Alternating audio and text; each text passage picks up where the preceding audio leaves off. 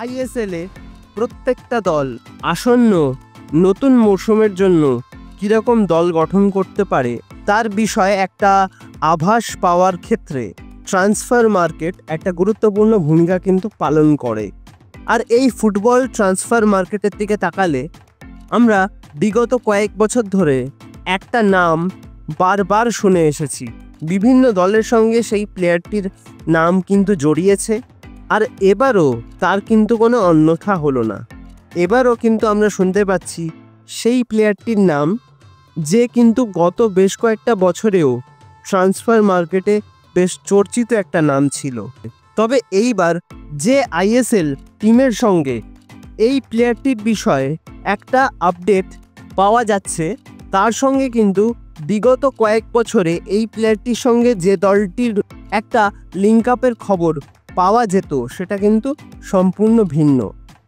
এবং বিগত বেশ কয়েকটা বছর ধরে তিনি যে দলে খেলছেন, আগামী মরশুমে আইএসএলের সেই দলে তার খেলার সম্ভাবনা কিন্তু এখনও স্পষ্ট নয়। তিনি আদেও তার পুরনো দলে থাকবেন কি না সেটা নিয়েও কিন্তু রয়েছে একটা ধোঁয়াশা। আর সেইখান থেকেই ইস্টবেঙ্গলের সঙ্গে তার কিন্তু একটা রিউমার শোনা যাচ্ছে। এই প্লেয়ারটি একজন ডিফেন্ডার, যিনি কিন্তু বর্তমানে খেলছেন কেরালা ব্লাস্টার্স এফসিতে। যে একদম চোখে পড়ার মতন ছিল সেটাও কিন্তু নয়। তবে এখানে একটা বড় কারণ হচ্ছে অবশ্যই গেম টাইম। তিনি সেভাবে কিন্তু গত বেশ কয়েকটা মরশুমে ম্যাচ টাইমও খুব একটা পাননি।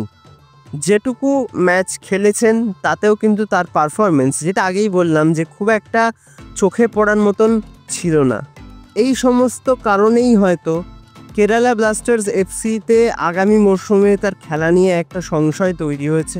এবার যদি তিনি নতুন কোনো দলে যান, সেক্ষেত্রে ইস্টবেঙ্গল তার সঙ্গে কিন্তু একটা লিঙ্ক আপের খবর শোনা যাচ্ছে।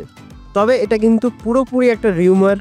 ট্রান্সফার মার্কেটে প্রত্যেক দিনই প্রায় কিছু না কিছু আপডেট পাওয়া যায়, তার কিছুটা সত্যি হয়, বাকিটা কিন্তু রিউমার হয়ে থেকে যায়। তো এটা কিন্তু সেরকমই একটা রিউমার। এই প্লেয়ারটি আর কেউ নয়, হর্মিপাম রুইভাব, যিনি কিন্তু মূলত একজন সেন্টার ব্যাক। তবে এটাও ঠিক যে এই প্লেয়ারটি যখন একেবারে প্রথম দিকে কেরালা ব্লাস্টার্স এফসির হয়ে খেলতেন, তখন কিন্তু তার পারফরমেন্স যথেষ্টই ভালো ছিল এবং যথেষ্টই নজর কাড়া ছিল। সেই পুরনো ছন্দ তিনি যদি আগামী মরশুমে আবারও ফেরত পান, আবারও ভালো গেম টাইম পান, আর সেটা যদি হয় ইস্টবেঙ্গলে, তাহলে কিন্তু ইস্টবেঙ্গলের জন্য একটা দুর্দান্ত সাইনিং অবশ্যই হতে পারে। এবং তার ফলে ইস্টবেঙ্গলের ডিফেন্স কিন্তু অনেকটাই শক্তিশালী হবে, অনেকটা স্টেবিলিটি আসবে।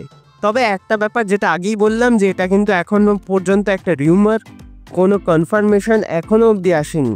তো দেখা যাক ভবিষ্যতে এই প্লেয়ারটির ইস্টবেঙ্গলে আসা নিয়ে কি নতুন আপডেট আমরা পেয়ে থাকি। যদি কোনো নতুন আপডেট পাওয়া যায়, অবশ্যই তোমরা এই চ্যানেলেই কিন্তু সেটা জানতে পারবে। তার জন্য তোমাদের কি করতে হবে, চ্যানেলটাকে সাবস্ক্রাইব করে রাখতে হবে। ভিডিওটা ভালো লাগলে লাইক, কমেন্ট, শেয়ার এবং সাবস্ক্রাইব করতে কিন্তু একদম ভুলবে না। সাবস্ক্রাইবটা করে দিয়ে পাশের বেল অপশনটা প্রেস করে অবশ্যই অল অপশনটা প্রেস করে রাখবে, যাতে সমস্ত রকম নতুন ভিডিও নোটিফিকেশন তোমরা সবার আগে পেয়ে যাও যখনই আমি কোনো নতুন ভিডিও পোস্ট করবো। তো আজকের মতন ভিডিওটা তাহলে এখানেই শেষ করছি। দেখা হবে আবারও পরবর্তী ভিডিওতে, নতুন কোনো দিন, নতুন কোনো সময়। তোমরা ভালো থেকো এবং সুস্থ থেকো।